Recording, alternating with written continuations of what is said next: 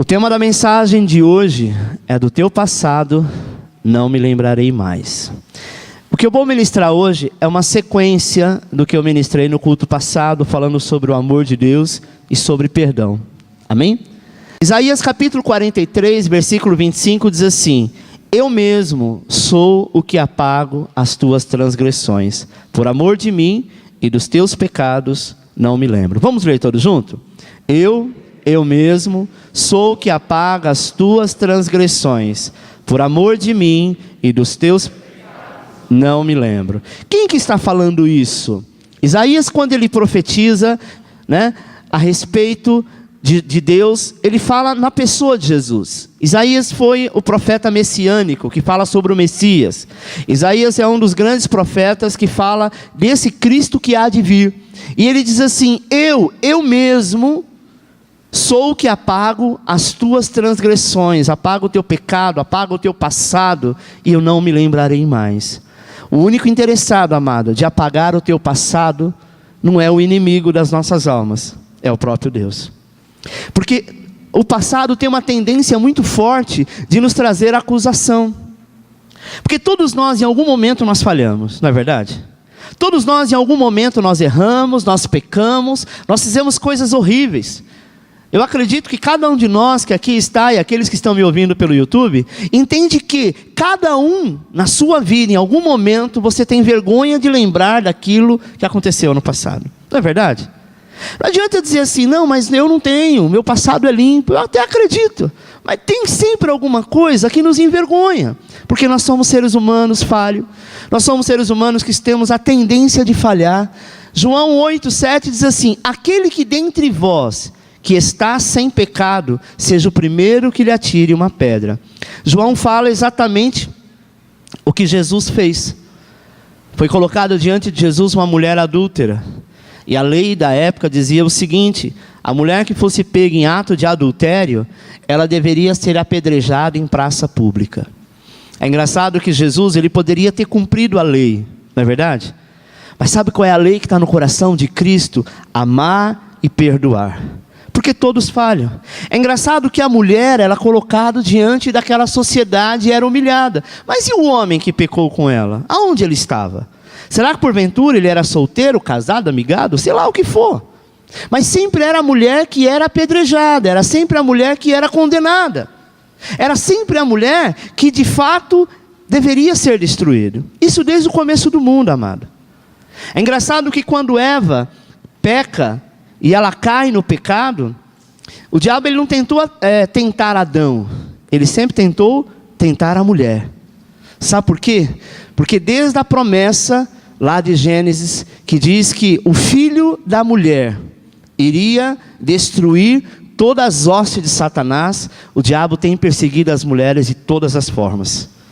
Então a lei, por muitas vezes, ela era muito forte para a mulher e muito frágil para os homens. Eu estive semana passada, eu estive em Foz do Iguaçu, e num dos city tour da cidade, do turismo que faz na cidade, faz numa Meca, numa igreja de muçulmano.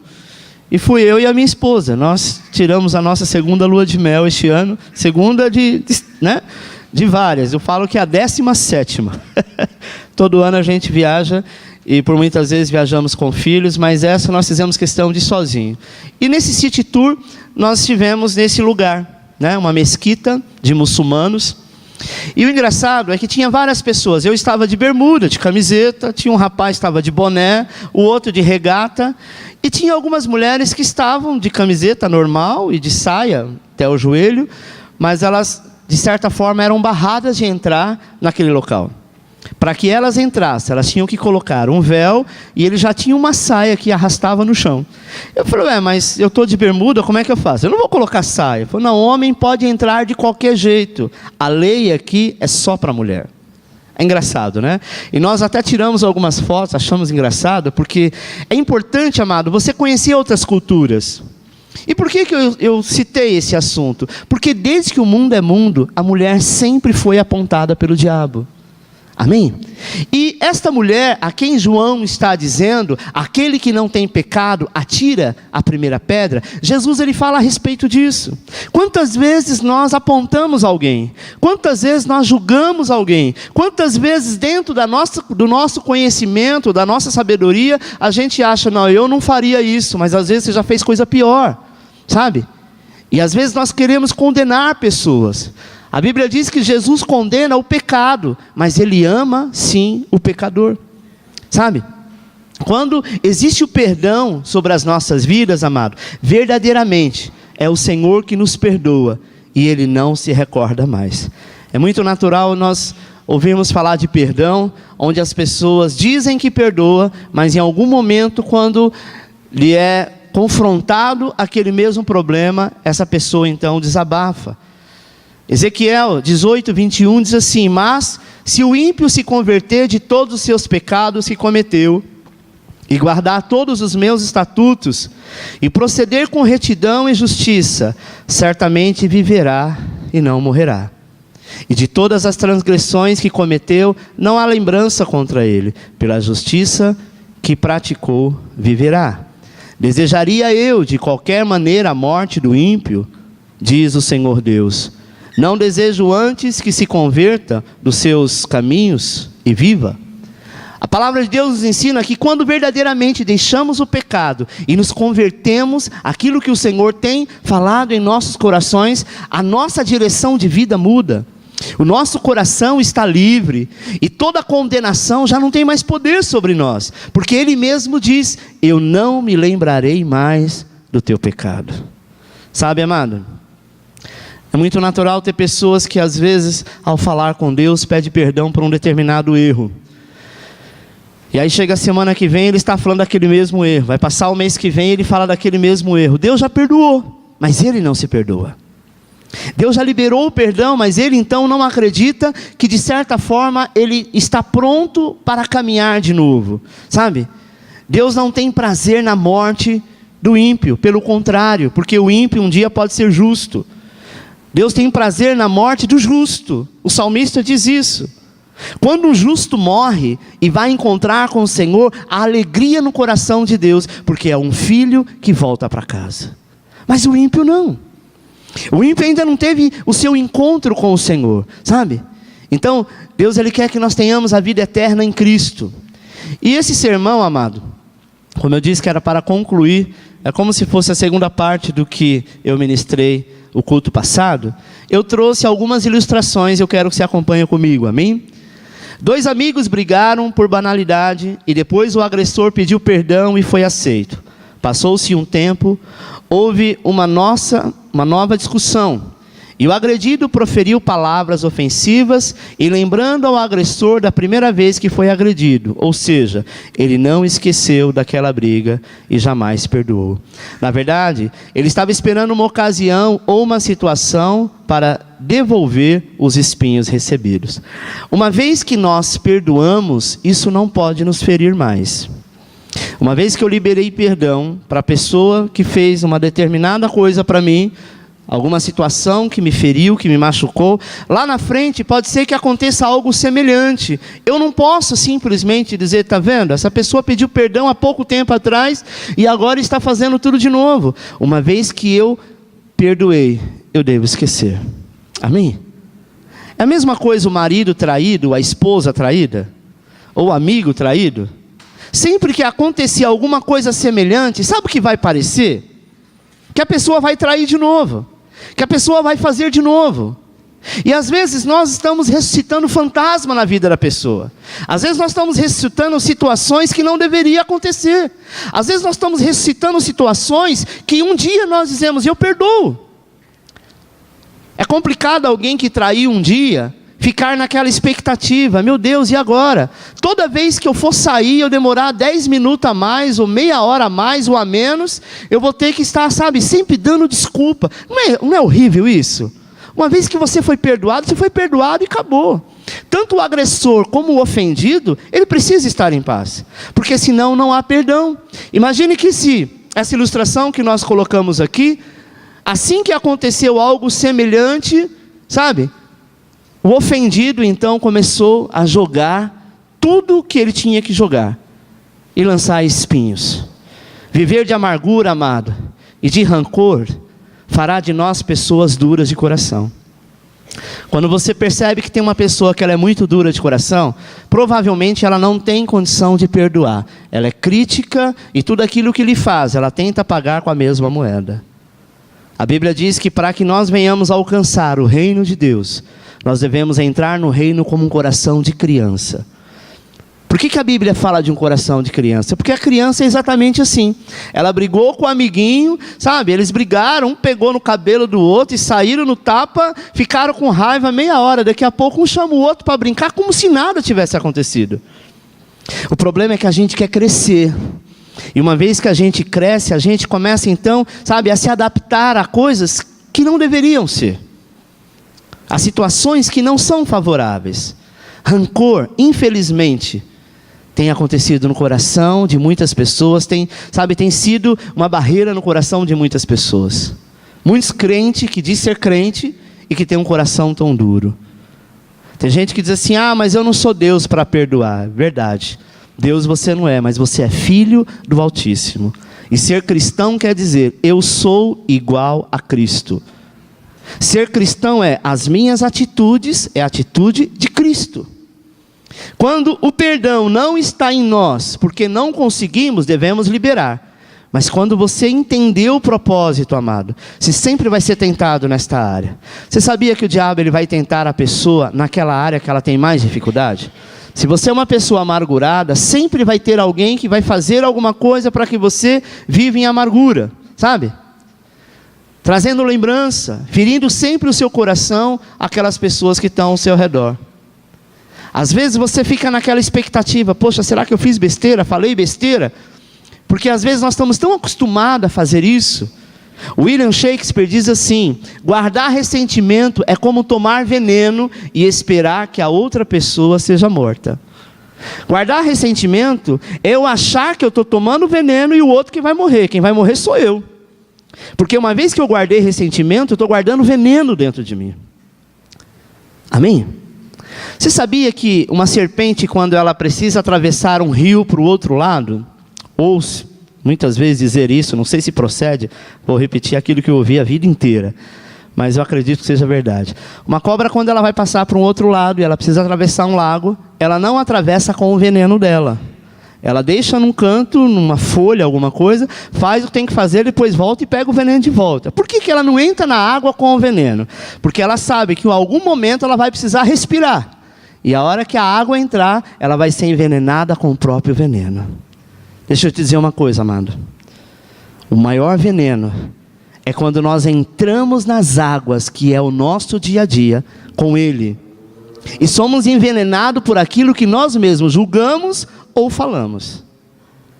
Você já viu aquela história? A pessoa tanto falou mal de alguém em determinada área, e quando menos espera acontece isso na vida dela, na família dela. Aí alguém fala, meu Deus, paguei a língua. Realmente, o veneno que você semeou na vida de alguém, um dia acabou em você.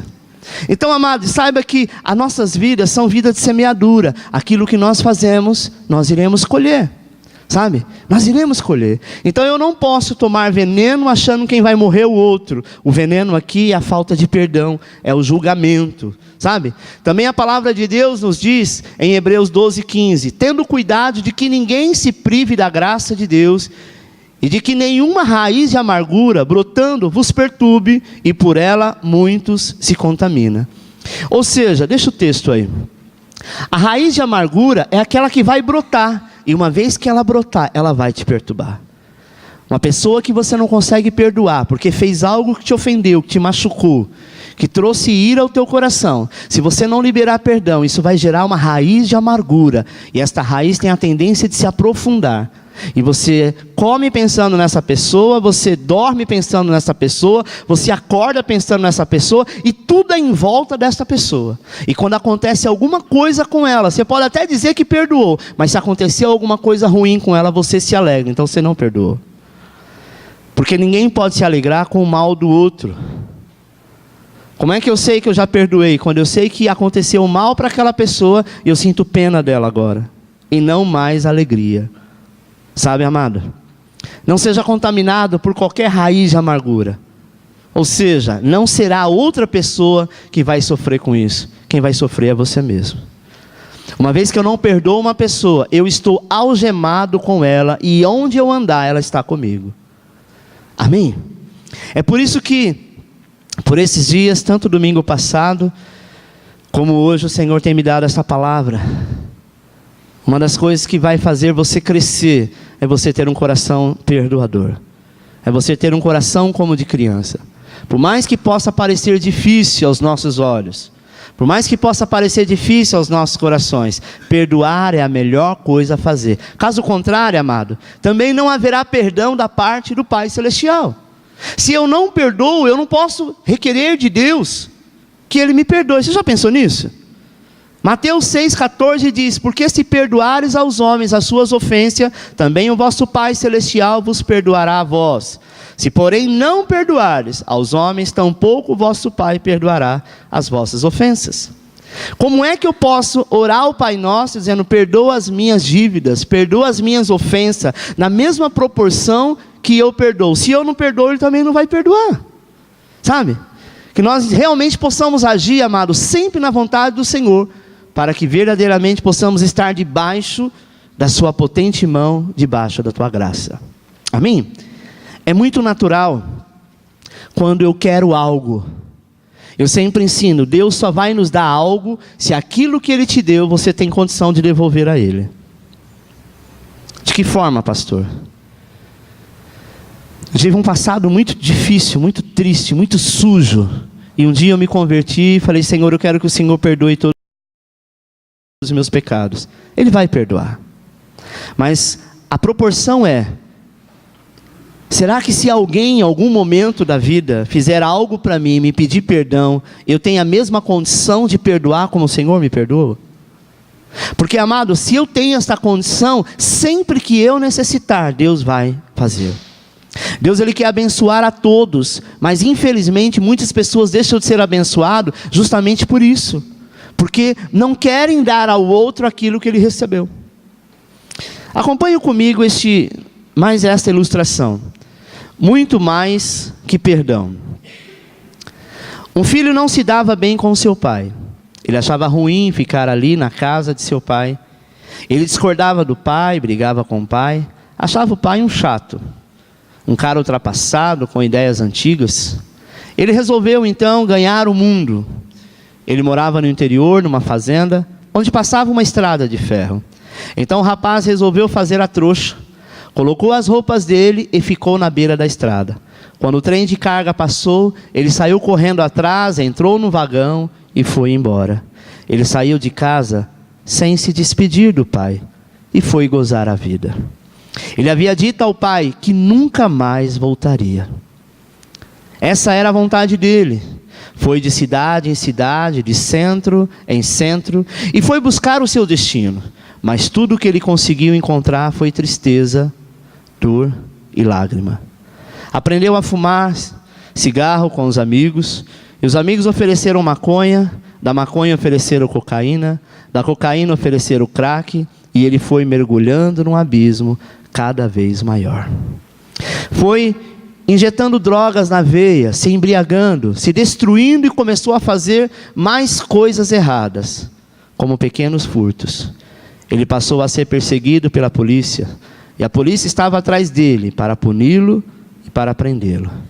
Ele agora era um fugitivo, sempre fugindo, sempre correndo, sempre com medo, sempre nas trevas. De dia ele dormia e à noite ele saía. A vida dele era andar na escuridão. Assim ele foi vivendo, até que cansou. Ele cansou daquela vida e caiu em si, se lembrou da casa de seu pai, da fazenda do seu pai. Ele sentiu vontade de largar aquela vida e voltar para a casa do pai.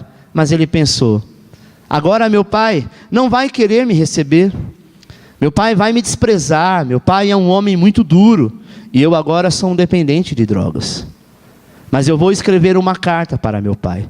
E na carta ele dizia: pai, minha vida está destruída. Depois que eu saí da fazenda, minha vida virou um inferno. Eu reconheço que estou de mal a pior. Só existe uma saída, que é eu voltar para a sua casa. E se o Senhor me receber, eu sei que sou indigno de voltar para a sua casa. Eu não sabia que era feliz, mas agora eu sei como sou infeliz longe da sua casa. Se o Senhor pudesse me receber, eu seria a pessoa mais feliz do mundo. Pai, eu tenho coragem de ir até aí, mas tenho medo que o Senhor me rejeite. Mas eu te peço uma coisa: eu vou pegar aquele trem novamente e vou pelo caminho daquele trem, olhando pela janela. Se o Senhor quiser me receber de volta, coloca um lenço ou um lençol amarrado naquela árvore em frente de casa. E eu, de dentro do trem, verei como um sinal de que o Senhor quer que eu volte. Aí eu desço. Mas se o Senhor não quiser que eu volte, não coloque nada. Mas eu irei assim mesmo e espero a sua resposta na árvore, pelo lenço ou pelo lençol.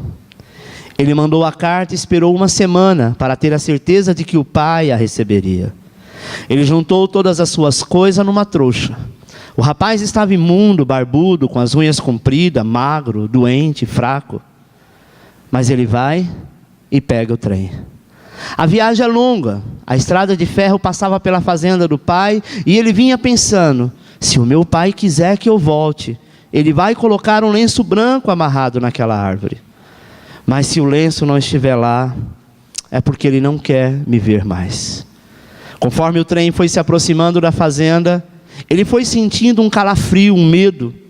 Ele queria ser recebido, mas será que meu pai colocaria um lenço amarrado na árvore? Eram momentos de espera, momentos de angústia, momentos de ansiedade. Porém, quando o trem entrou nos limites da fazenda, o moço estava na janela. Ele não conseguia ainda ver a casa do pai, mas ele viu uma árvore logo no início da fazenda, com um grande lençol branco amarrado. O trem continuou e surgiu outras árvores, e naquela árvore também havia um grande lençol branco amarrado. E o trem continuou a viagem e surgiu outras árvores, naquelas outras árvores, outros grandes lençóis brancos amarrados. O filho começou a chorar, e a cada árvore que passava, um lenço branco estava amarrado. O filho começou a chorar, e a cada árvore daquela fazenda, centenas e centenas e milhares de lençóis brancos amarrados.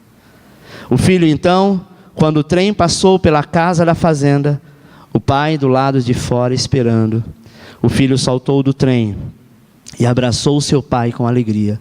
Ele chorava e dizia: pai, me perdoa. O pai não precisava dizer mais nada, porque todos aqueles lençóis brancos já estavam dizendo tudo. Sabe, amado, eu quero te dizer que há vários lençóis amarrados nas árvores da sua vida. Deus sempre está esperando que eu e você libere perdão e que também tenha a humildade de pedir perdão. Às vezes nós achamos assim: mas a culpa nem foi minha, sabe, o problema nem foi meu, a culpa foi do outro, ele que tem que pedir perdão, é ele que tem que vir a mim. O pai, ele não estava preocupado que o filho saiu e simplesmente não falou nada.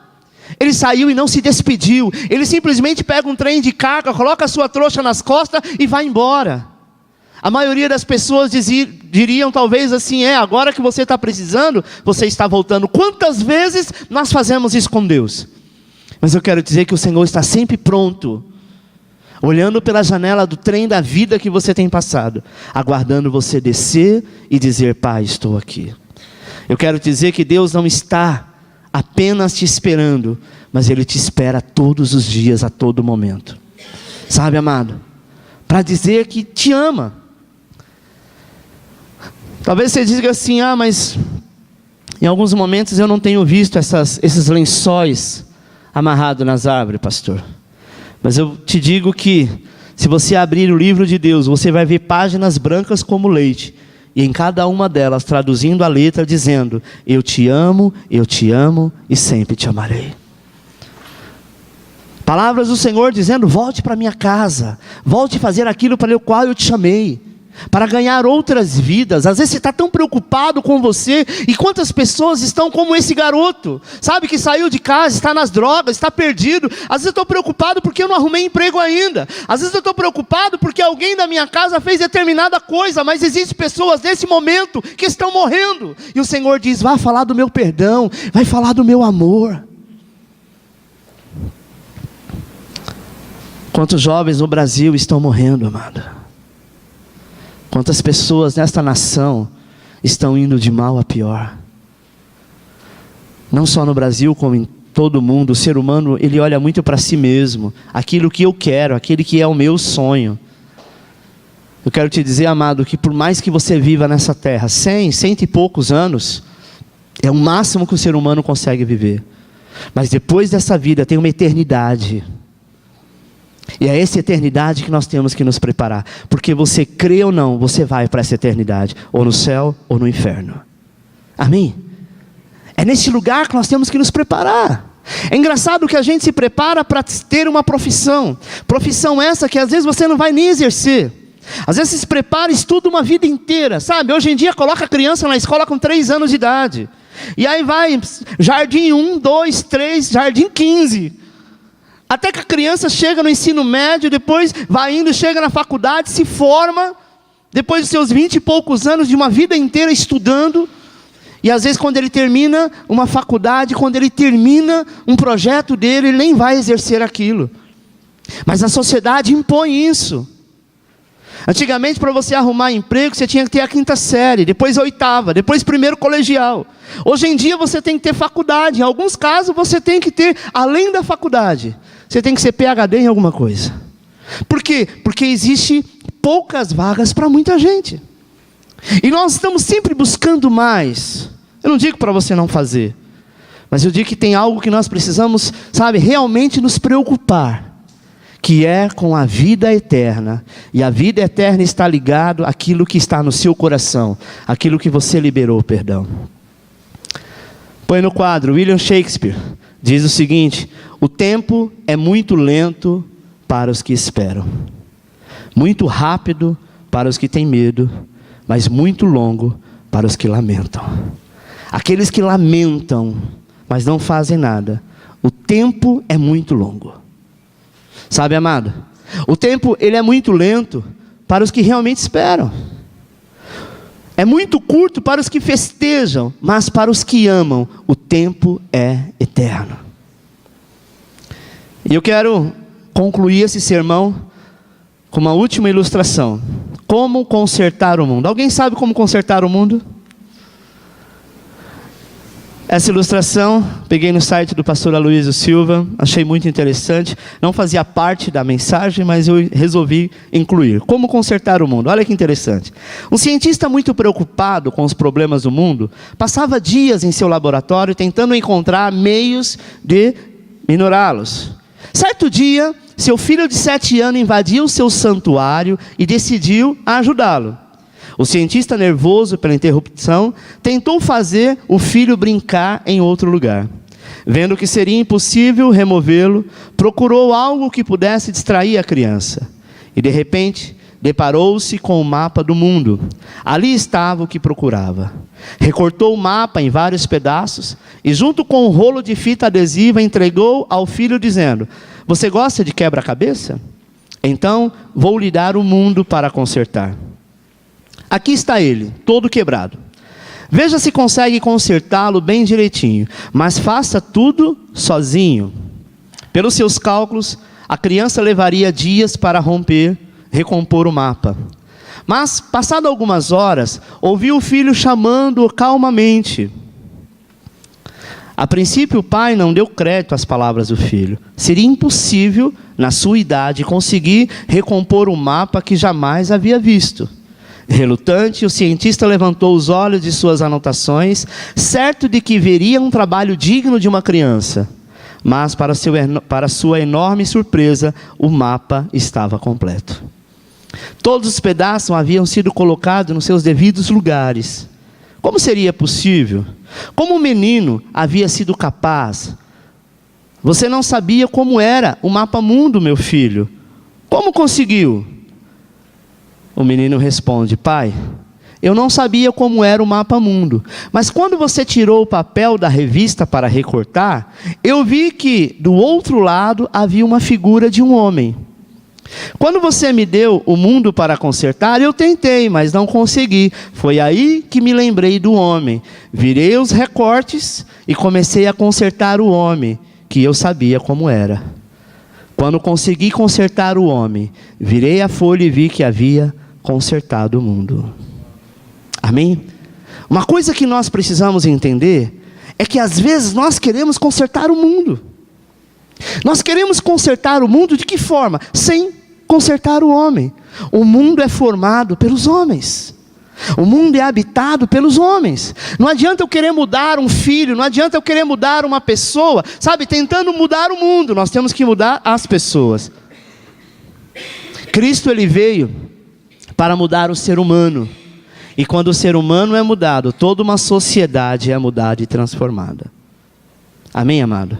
Toda uma sociedade é transformada porque a mudança tem que vir do homem. Se eu quero uma vida melhor, eu tenho que mudar a minha vida.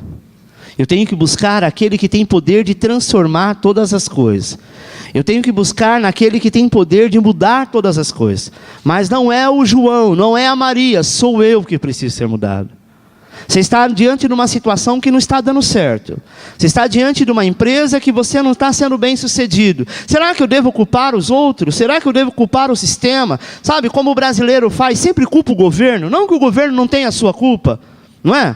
O brasileiro fala tanto de políticos corruptos, mas ele em si é corrupto. A maioria do brasileiro é aquele que tenta, por muitas vezes, sonegar impostos. Ele é aquele que tenta comprar o guarda porque ele passou no sinal vermelho. Ele sempre tenta burlar e aí ele culpa o outro. Se cada um de nós mudarmos a nós mesmos, o mundo será mudado. Se cada um de nós se preocupar com a verdade, não com a mentira, se preocupar em fazer a vontade do Pai, com certeza esse mundo é diferente. Mas é claro que nós não iremos conseguir. Sabe, irmãos? Essa semana eu vi uma ministração do pastor Aloysio, de Apocalipse, e ele fala algo muito interessante. Ele diz que a maior fúria do diabo é com 2 livros da Bíblia. Gênesis, que é o começo de tudo, quando ele realmente fica preocupado que quem é o filho da mulher que vai esmagar a cabeça dele. E lá em Apocalipse, quando ele diz, depois que o Senhor varrer a terra, ele vem morar conosco aqui. E aí é estabelecido o paraíso. Muitas pessoas acham que o mundo vai acabar. Não é verdade.